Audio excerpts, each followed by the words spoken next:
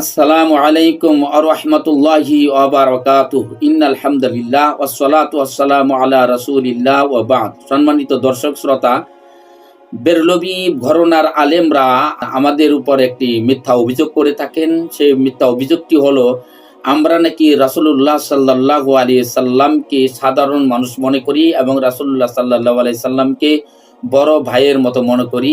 তুমি বলো, আরে নবী তো আমার বড় ভাইয়ের মতো, নবী আর আমার মধ্যে পার্থক্য কি?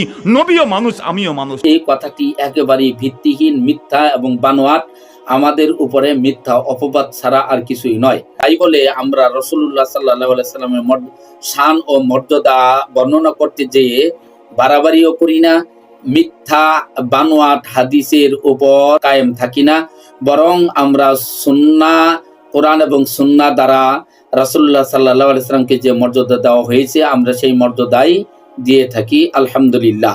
আসুন আমাদের বেরলভী গ্রুপের একজন আলেম তার জবান থেকে একটি বক্তব্য শুনে আসি।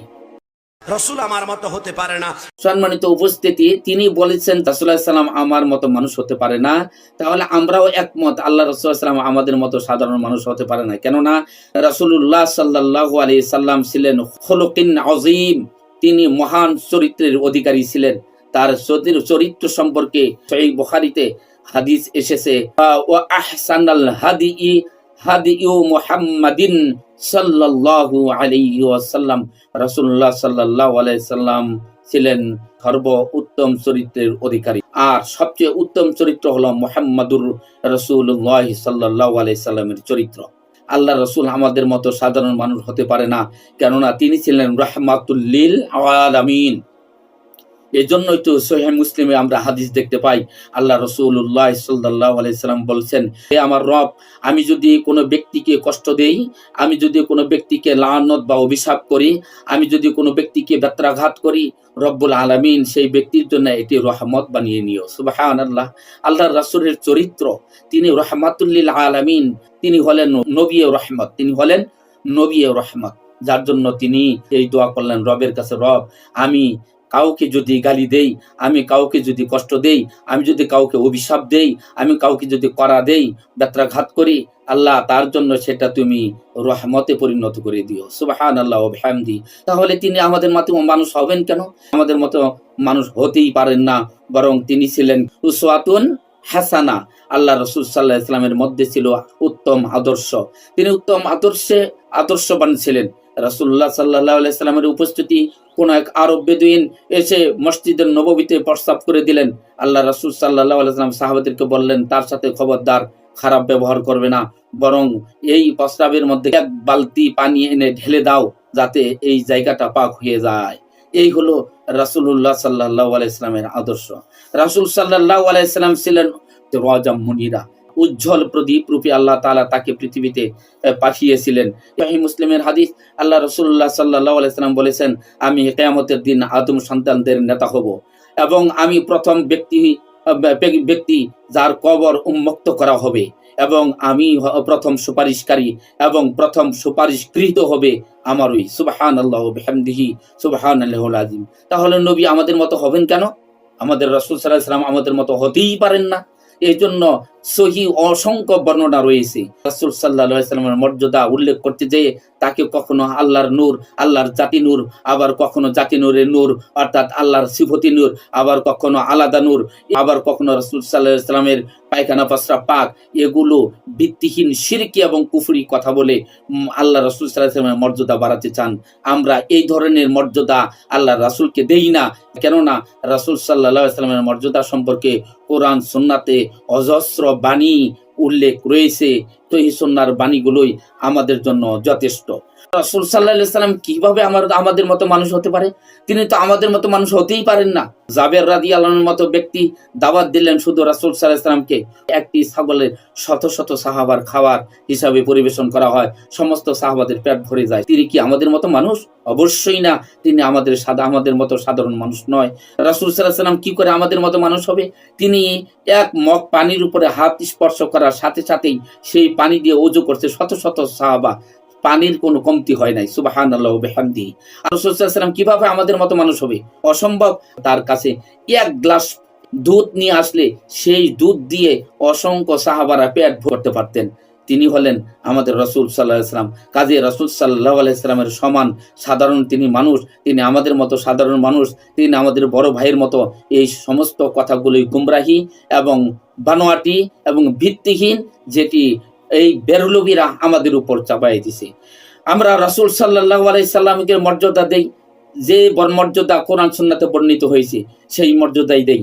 আল্লাহ রাসূল সাল্লাল্লাহু আলাইহি সাল্লামের আঙ্গুলের ইশারায় চন্দ্র দ্বিখণ্ডিত হয়েছিল। আল্লাহ রাসূল সাল্লাল্লাহু আলাইহি সাল্লাম ঘুমালে অজু ভাঙত না, কিন্তু আমাদের অজু ভেঙে যায়। আল্লাহ রাসূল সাল্লাল্লাহু আলাইহি সাল্লামকে সিনা চাক করা হয়েছিল, তার সিনাকে ফাড়া হয়েছিল, এবং রাসূলুল্লাহ সাল্লাল্লাহু আলাইহি সাল্লাম পিছনের দিকেও দেখতেন, সামনের দিকেও দেখতেন। অসংখ্য মুজিজা এগুলো হাদিস কোরআনে বর্ণিত হয়েছে। শুধু তাই নয়, আমাদের রাসূল সাল্লাল্লাহু আলাইহি সাল্লাম আমাদের মতো নন, আমাদের সাধারণ মানুষের মতো নন। অবশ্যই রাসূল সাল্লাল্লাহু আলাইহি সাল্লাম হলেন শ্রেষ্ঠ মানব, শ্রেষ্ঠ, গোটা সৃষ্টি জগতের শ্রেষ্ঠ হলো মানব, আর গোটা মানবের শ্রেষ্ঠ হলো নবীগণ। নবীদের চেয়েও শ্রেষ্ঠ হলেন আমাদের নবী মুহাম্মদুর রাসূলুল্লাহ সাল্লাল্লাহু আলাইহি সাল্লাম। সহিহ বুখারীতে হাদিসে আসছে, আল্লাহ রাসূল সাল্লাল্লাহু আলাইহি সাল্লাম যখন থুতু নিক্ষেপ করতেন, সেই থুতু নিয়ে সাহাবায়ে কেরাম তাদের গায়ে মাখতেন। আল্লাহ রাসূল সাল্লাল্লাহু আলাইহি সাল্লাম কি সাধারণ মানুষ? অসম্ভব, আমাদের মতো সাধারণ মানুষ হতেই পারেন না। রাসূলুল্লাহ সাল্লাল্লাহু আলাইহি সাল্লামকে সেই মক্কার পাথরে সালাম দিতেন। আল্লাহ তাআলার উত্তম আকৃতিতে তিনি দেখেছেন। আল্লাহ রাসূল সাল্লাল্লাহু আলাইহি সাল্লাম গুণের দিক দিয়ে যেমন শ্রেষ্ঠ ছিলেন, তিনার সিফতের দিক দিয়ে তিনি যেমন শ্রেষ্ঠ ছিলেন, তেমনি তার গঠন, তার অবয়ব, তার চেহারা, তার সত্তার দিক দিয়েও তিনি শ্রেষ্ঠ ছিলেন। সুবহানাল্লাহ, তিনি ছিলেন অতি সুন্দর। সহিহ মুসলিমের হাদিস, আল্লাহ রাসূল সাল্লাল্লাহু আলাইহি সাল্লাম সম্পর্কে বলা হয়েছে, তিনি ছিল অতি সুন্দর, অতি দানশীল এবং শ্রেষ্ঠ বীর। সুবহানাল্লাহ। আল্লাহ রাসূল সাল্লাল্লাহু আলাইহি সাল্লাম হাতের তালু ছিলেন তার নরম, খুব তুলতুলে নরম। আল্লাহু আকবার। আল্লাহ রাসূল সাল্লাল্লাহু আলাইহি সাল্লামের হাতের তালু ছিলেন তুলতুলে নরম, এবং তার শরীর থেকে খুশবু প্রবাহিত হতো, খুশবু বের হতো। সুবহানাল্লাহ, সুবহানাল্লাহ। অতএব আল্লাহ রাসূল সাল্লাল্লাহু আলাইহি সাল্লামের গঠন এবং রাসূল সাল্লাল্লাহু আলাইহি সাল্লামের সত্তা, তার জাত, সেটাও ছিল আমাদের মতো নয়, বরং এই তার জাত সত্তার দিক দিয়েও শ্রেষ্ঠ ছিলেন। সুবহানাল্লাহ। আল্লাহ রাসূল সাল্লাল্লাহু আলাইহি সাল্লামের শরীর থেকে যে ঘাম বেরোতো, আমাদের ঘাম গন্ধ আসে, কিন্তু আল্লাহ রাসূল সাল্লাল্লাহু আলাইহি সাল্লামের ঘাম যখন ঝরতেন, যেন মুক্তা ঝরছে, মুক্তার মতো ঝলঝল করছে আর ঝরছে। আর সেই ঘামকে সাহাবায়ে একরামরা কি সেই আতরের সাথে মিশাইয়া সেই আতরের আরো অতিরিক্ত সুগন্ধ এনে তারা ব্যবহার করতেন। সেই মুসলিম রাসূল সাল্লাল্লাহু আলাইহি সাল্লাম ছিলেন ফর্সা, উজ্জ্বল বর্ণের। তিনি ছিলেন প্রশস্ত মুখ এবং টানা টানা চোখ। সুবহানাল্লাহ। আল্লাহ রাসূল সাল্লাল্লাহু আলাইহি সাল্লামের টানা টানা চোখ ছিল, সুষম গোড়ালি বিশিষ্ট। সহিহ মুসলিমে হাদিস আছে, আল্লাহ রাসূল সাল্লাল্লাহু আলাইহি সাল্লাম লম্বাও ছিলেন না এবং বেটেও ছিলেন না, দেখতে খুব চমৎকার, অল্প দেখাতেই মানুষের আকর্ষণ হতো। তিনি আস্তে আস্তে কথা বলতেন এবং ধীরে ধীরে কথা বলতেন, যেন প্রত্যেকটা কথা মানুষের হৃদয়ে বসে যায়। সুবহানাল্লাহ, সুবহানাল্লাহুল আযীম। ভাই বেরলভী, তুমি তো বলছো আল্লাহ রাসূলকে আমরা সাধারণ মানুষ মনে করি। অসম্ভব, অসম্ভব। আমার রাসূলকে আমরা সাধারণ মানুষ মনে করি না, বরং তিনি হলেন গোটা সৃষ্টি জগতের শ্রেষ্ঠ মানুষ, এটা আমরা মনে করি। তাই বলে আমরা আল্লাহর সাথে শরীকও করি না, আমরা বাড়াবাড়িও করি না। আল্লাহ রাসূল সাল্লাল্লাহু আলাইহি সাল্লাম সম্পর্কে যতটুকু আমরা জেনেছি ততটুকু আমরা বিশ্বাস করি। সহিহ মুসলিমের হাদিস এসেছে, আল্লাহ রাসূল সাল্লাল্লাহু আলাইহি সাল্লাম ছিলেন, তার চেহারা মোবারক ছিল সূর্য এবং চন্দ্রের মতো গোলাকার। সুবহানাল্লাহ। তার পৃষ্ঠদেশের কাদের কাছাকাছি মোহর নবুয়ত ছিল। আল্লাহ রাসূল সাল্লাল্লাহু আলাইহি সাল্লাম ছিলেন স্পষ্টভাষী। তিনি কোনো ভাষাকে অস্পষ্ট করে বলতেন না। তিনি মানুষ, কিন্তু অসাধারণ এবং শেল জগতের ইয়াকুত আর মণিকাঞ্চন সম। আল্লাহ রাসূল সাল্লাল্লাহু আলাইহি সাল্লাম শুধু জীবিত থাকাকালীন পবিত্র ছিলেন না, জীবিত থাকাকালীন তিনি শ্রেষ্ঠ ছিলেন না, মৃত্যু হওয়ার পরেও তিনি শ্রেষ্ঠ। দেখুন, আল্লাহ রাসূল সাল্লাল্লাহু আলাইহি সাল্লাম সম্পর্কে সহিহ বুখারীতে হাদিস আসছে, আল্লাহ রাসূল সাল্লাল্লাহু আলাইহি সাল্লামের ইন্তেকালের পর খলিফাতুল মুসলিমিন আবু বকর রাদিয়াল্লাহু আনহু রাসূল সাল্লাল্লাহু আলাইহি সাল্লামের মুখ খুললেন এবং কপালে চুম্বন করলেন। কপালে চুম্বন করে তিনি বলেছিলেন, আপনি জীবনে মরণে পবিত্র, জীবনেও পবিত্র ছিলেন, মরণেও পবিত্র। আল্লাহু আকবার, আল্লাহু আকবার। তাই বলে আমরা তাহলে কিভাবে বলতে পারি আল্লাহর রাসূল আমাদের মতো সাধারণ মানুষ? অসম্ভব। আমরা আল্লাহর রাসূলকে সাধারণ মানুষ মনে করি না, বরং আল্লাহর রাসূলকে তার মর্যাদা যতটুকু আল্লাহ পাক দিয়েছেন ততটুকুনি আমরা তার মর্যাদা দেই, এর বেশি দেই না। সুনানে আবু দাউদে হাদিস এসেছে, নবীরা মৃত্যুবরণ করলে তাদের শরীর মাটি স্পর্শ করবে না। সুবহানাল্লাহ, সুবহানাল্লাহ, সুবহানাল্লাহ। আল্লাহ রাসূল সাল্লাল্লাহু আলাইহি সাল্লামের লাশ কিয়ামত পর্যন্ত অক্ষত থাকবে। তার মর্যাদা মৃত্যুর পরও আল্লাহ পাক অক্ষুণ্ণ রেখেছেন। সুবহানাল্লাহ। তাই বলে তিনি জীবিত না, বরং তিনি জীবিত আছেন কোথায়? আলমে বারজাখে। এটা আমরা বিশ্বাস করি। দুনিয়ার জীবন থেকে তিনি মৃত্যুবরণ করেছেন। তিনি শুধু কি তাই বলেছেন? আল্লাহ রাসূল সাল্লাল্লাহু আলাইহি সাল্লামের ক্ষেত্রে শুধু নয়, তারা নবীরা মৃত্যুবরণ করার পর তারা সালাত আদায় করেন। সেই সালাতের ধরন আমরা জানি না।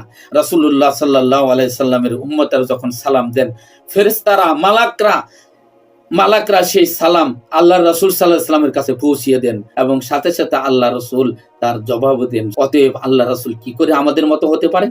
তিনি আমাদের মতো সাধারণ মানুষ নন, তিনি অসাধারণ। শুধু কি তাই, তিনার কাছে উম্মতের আমলগুলোও পেশ করা হয় এবং তাকে যখন সালাম দেওয়া হয়, আল্লাহ রাব্বুল আলামিন তার রূহকে ফিরিয়ে দেয়। ফলে আল্লাহ রাসূল তার সালামের জবাব দেন, সুবহানাল্লাহ ওয়া বিহামদিহি সুবহানাল্লাহুল আযীম। এই কথাই আবু বকর রাদিয়াল্লাহু আনহু বলছেন, হে নবী, আপনি জীবিত পবিত্র এবং মৃত্যুর পরেও আপনি পবিত্র।